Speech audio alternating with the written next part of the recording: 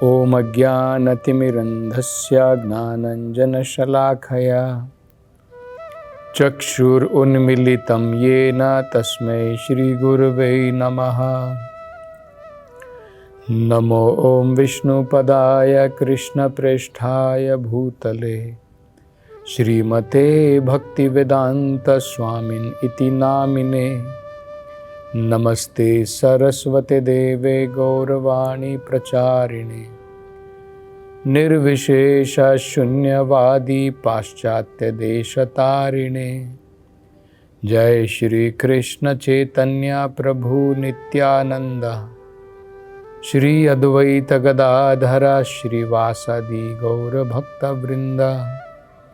हरे कृष्णा कृष्ण कृष्ण हरे हरे, हरे राम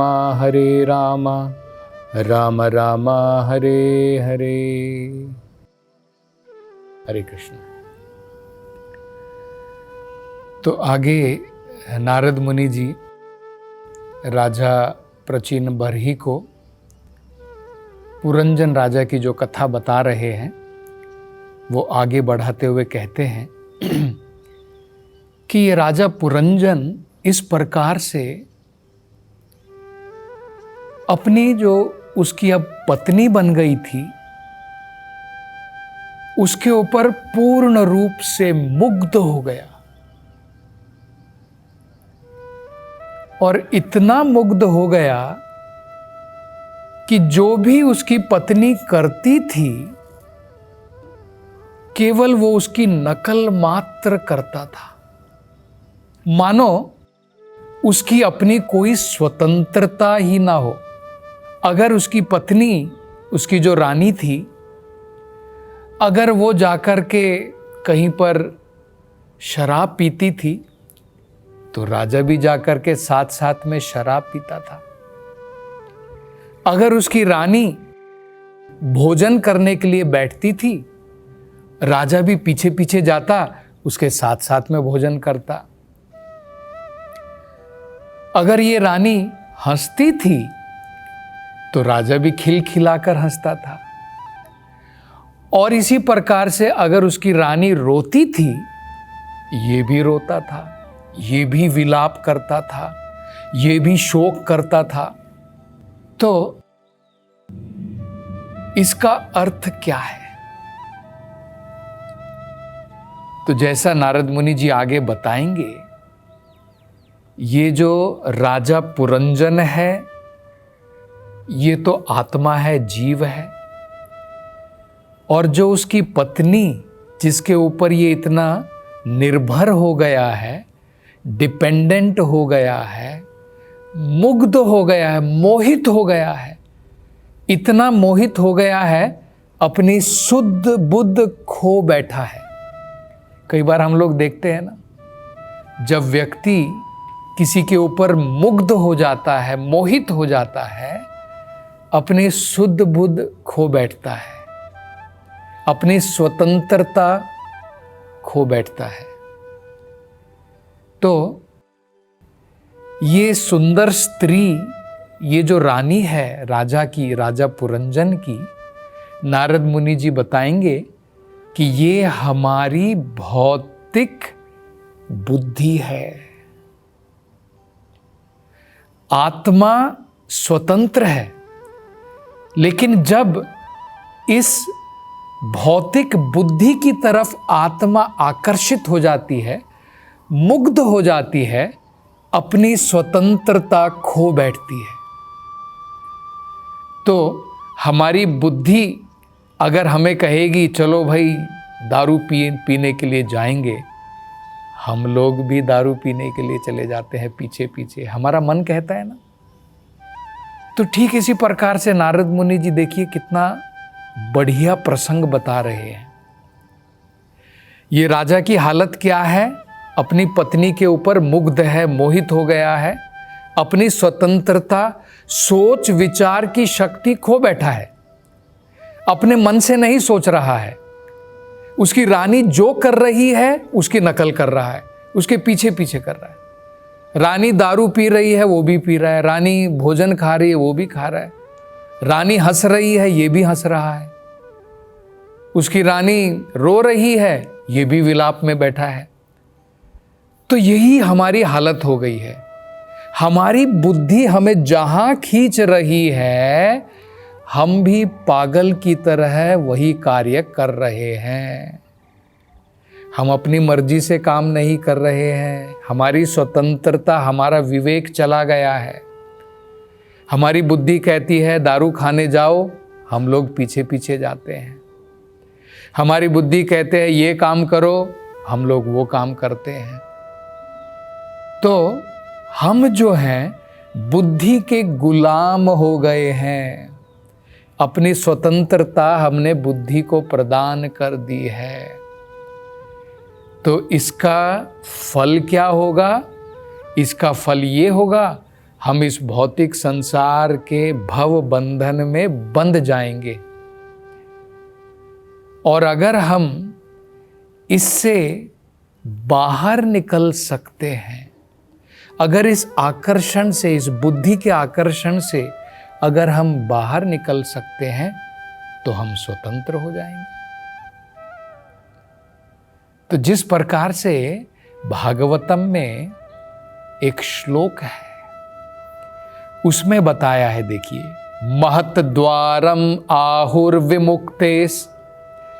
अगर हम महात्माओं के द्वारा ज्ञान जो वो प्रदान करते हैं, वो ज्ञान लेकर के अपना जीवन चलाएंगे, वो ज्ञान लेकर के अगर अपना जीवन चलाएंगे, तो हम मुक्त हो जाएंगे, हमारे मुक्ति के द्वार खुल जाएंगे। और अगर हम अपनी बुद्धि के द्वारा, महान जो संत होते हैं, उनकी बुद्धि जो है पूर्ण रूप से शुद्ध है। उनकी भौतिक बुद्धि नहीं है, उनकी आध्यात्मिक बुद्धि है। तो उनके कहे अनुसार अगर हम अपना जीवन चलाएंगे तो मुक्ति के द्वार खुल जाएंगे।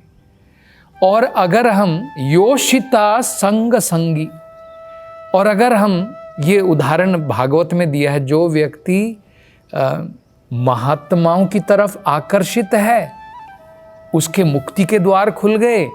और जो व्यक्ति काम वासनाओं से लिप्त होकर के एक औरत, एक स्त्री की तरफ आकर्षित है, उसके भव बंधन के द्वार खुल जाते हैं। तो यहां पर स्त्री का मतलब क्या है? ये सुंदर रानी कौन है? हमारी बुद्धि है। तो अगर हम अपनी भौतिक बुद्धि की तरफ आकर्षित होकर के काम करेंगे, हमारी बुद्धि जो कहती है उसके अनुसार काम करेंगे, तो गारंटी भव बंधन मिलेगा। उसकी जगह में जिन लोगों की बुद्धि स्वच्छ हो चुकी है, निर्मल हो चुकी है, भगवान की भक्ति करके अगर हम उनका संग करेंगे, तो हम भव बंधन से मुक्त हो जाएंगे। तो ये नारद मुनि जी जो है बता रहे हैं। तब हम पूछेंगे कि भाई, हम अपनी बुद्धि को निर्मल कैसे कर सकते हैं?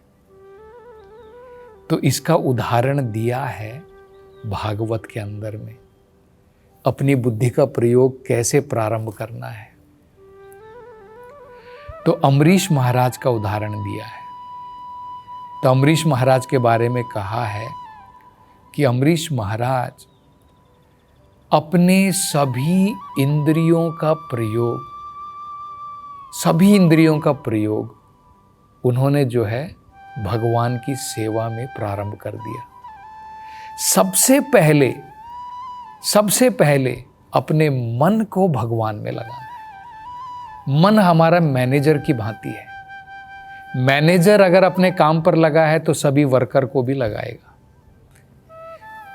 मैनेजर, इसलिए तो उसको मैनेजर बोलते हैं। मैनेजर अगर काम पर नहीं है तो सारे वर्कर अपने अपने काम में लगे रहेंगे, अलग अलग, वो किसी की नहीं सुनेंगे। तो सबसे पहले मन को लगाना है, बाद में सारी इंद्रियां अपने आप भगवान की सेवा में लग जाएंगी। तो अम्बरीश महाराज के बारे में यही बताया है। सवई मनः कृष्ण पदारविंदयोर। सबसे पहले अम्बरीश महाराज ने अपने मन को कृष्ण के चरण कमलों पर लगाया। सवई मनः कृष्ण पदारविंदयोर। बाद में वाचांसी वैकुंठ गुणानुवर्णने, उन्होंने अपनी जीभ को, वाचांसी बोलने की शक्ति को, वैकुंठ गुणानुवर्णने, भगवान जो वैकुंठ में रहते हैं उनके गुणों का वर्णन करने के लिए, करोर हरेर मंदिर मार्जनादिशु, अपने हाथों का प्रयोग उन्होंने भगवान के मंदिर का मार्जन के लिए किया। अपने पांव का प्रयोग उन्होंने भगवान के मंदिर जाने के लिए किया। अपनी आंखों का प्रयोग उन्होंने भगवान की सुंदर सजी हुई विग्रह के दर्शन करने के लिए किए। अपने नाक का प्रयोग उन्होंने भगवान को अर्पण किए हुए पुष्प, फूल, उनकी सुगंध, अगरबत्ती की सुगंध सूंघने के लिए की। अपने कानों का प्रयोग उन्होंने भगवत कथा सुनने के लिए, भगवान का नाम सुनने के लिए किया। तो सभी प्रकार की इंद्रियों को उन्होंने भगवान की सेवा में लगा दिया। इस प्रकार से उनकी बुद्धि निर्मल हो गई। तो ये सबसे बढ़िया तरीका है अपनी बुद्धि को निर्मल करने का, हम जब उसको भगवान की सेवा में लगाते हैं। तो आगे नारद जी कहते हैं कि वो राजा पुरंजन एक उदाहरण देते हैं। इस प्रकार से मुग्ध हो गए अपने पत्नी के ऊपर, जिस प्रकार से एक जानवर अपने मालिक के, अपने स्वामी के नियंत्रण में कार्य करता है। आपने देखा होगा कई बार गांवों के अंदर में एक मदारी होता है। मदारी, उसने बंदर को, मंकी, एक बंदर को जो है वो ट्रेन कर लेता है और डुगडुगी बजाता है। बजाते हुए कहता है, नाच बंदर नाच। कभी कहता है ऐसे नाच, कभी कहता है ऐसे नाच। और जैसे मदारी उसको नचा रहा है, बंदर उसी के इशारों पर नाचता है। ठीक इसी प्रकार से यहां पर नारद जी बता रहे हैं कि राजा पुरंजन अपने पत्नी के कंट्रोल में इस प्रकार से आ गया, जैसे मानो जानवर अपने स्वामी के कंट्रोल में होता है, और जैसा उसका स्वामी, जैसा उसका मालिक कहता है, जानवर उसी प्रकार से कार्य करता है। तो ठीक इसी प्रकार से राजा पुरंजन जो है पूर्ण रूप से अब अपनी पत्नी के नियंत्रण में आ गया है। मतलब क्या है?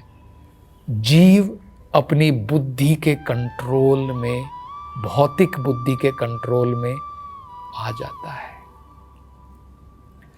अब इससे एक ही प्रकार से हम छुटकारा प्राप्त कर सकते हैं। अगर हम इस भौतिक आसक्ति से बाहर आना चाहते हैं तो दो चीज बड़ी महत्वपूर्ण होती है। अभी राजा तो बहुत आसक्त हो गया है, अट्रैक्टेड है, पूर्ण रूप से अपनी पत्नी से आसक्त हो गया है। वो जो कर रही है इसकी कोई स्वतंत्रता नहीं है। ऐसे हम लोगों ने अपनी स्वतंत्रता जो है अपनी बुद्धि को दे दी है। जो हमारी बुद्धि कहती है वही हम लोग कर रहे हैं। और वो बुद्धि कैसी है? पोल्यूटेड है, भौतिक बुद्धि है। तो इससे अगर हमें बाहर निकलना है तो वेदों में बताया है दो चीजों के द्वारा बाहर निकल सकते हैं, ज्ञान और ज्ञान के द्वारा वैराग्य। जब हमें आध्यात्मिक ज्ञान प्राप्त होगा तब हम धीरे धीरे इस भौतिक आसक्तियों से बाहर निकल पाएंगे। जब हमें ज्ञान आ जाएगा कि भाई ये शरीर क्या है, मैं इस शरीर के पीछे, इंद्रियों के पीछे भाग रहा हूं।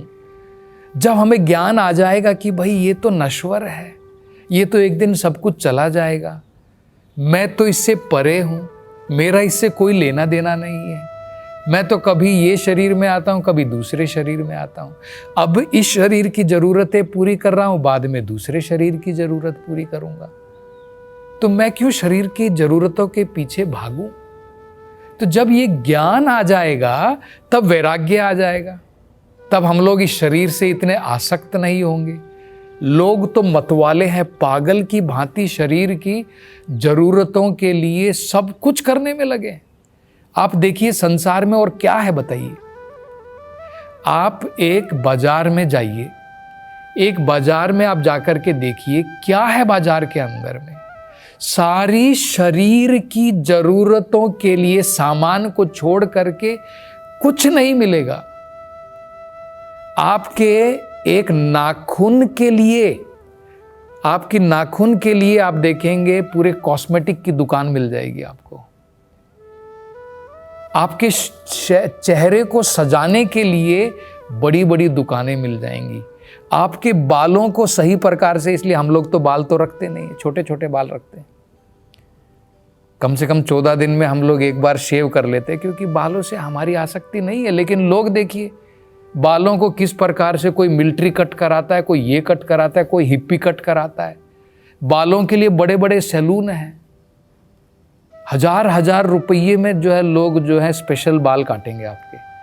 तो दुकानों में आप जाएंगे तो आप देखिए आपके बाल से लेकर के नाखून से लेकर के हजारों दुकानें मिल जाएंगी। केवल सब शरीर के ऊपर निर्भर है, सारी शरीर के लिए। ये आज की सभ्यता हो गई है, केवल शरीर की जरूरतें को पूरा करने के लिए। जो शरीर हम लोग नहीं है, हम लोग इसके अंदर में बैठे हैं, उसके लिए कुछ नहीं। तो जब हम शरीर से निरासक्त कब होंगे? जब हमें ज्ञान की प्राप्ति होगी, आध्यात्मिक ज्ञान की। अभी हम लोग सोच रहे हैं ये शरीर मैं हूं, इसलिए हम लोग इसके पीछे भाग रहे हैं। जब मुझे पता लग जाएगा कि भाई ये शरीर मैं नहीं हूं, ये तो मेरा वाहन है, ये तो मेरी कार है, ये मेरा रथ है। आगे नारद जी बताएंगे ये तो रथ है, मैं तो इसके अंदर में बैठा हुआ हूं। तो भाई ठीक है, शरीर की मेंटेनेंस तो जरूरी है, लेकिन शरीर के पीछे भाग करके केवल उसकी जरूरतें पूरी करना, यही तो राजा पुरंजन कर रहा है। अपनी स्वतंत्रता खो दी है, अब केवल अपनी पत्नी की जो जरूरतें हैं वो खाती है, ये भी खाता है, वो पीती है, ये भी पीता है। ये हमारी हालत हो गई है। आत्मा ने अपनी स्वतंत्रता बुद्धि को प्रदान कर दी है, भौतिक बुद्धि को। तो इसलिए अब क्या जरूरत है? ज्ञान की जरूरत है। ज्ञान मिलेगा तो वैराग्य आएगा, और ये दोनों चीजें भगवान की भक्ति करने से प्राप्त हो जाती है। अलग से प्रयास करने की जरूरत नहीं है। वासुदेवे भगवती भक्ति योग प्रयोजिता जनयति आशु वैराग्यम ज्ञानम च यद हेतुकम। भागवत में कहा है भगवान वासुदेव की भक्ति कर लो, ज्ञान भी आ जाएगा, वैराग्य भी आ जाएगा। अब आगे नारद जी क्या बताएंगे अगले अध्याय में, उसकी चर्चा हम अगली कथा में करेंगे। हरे कृष्ण।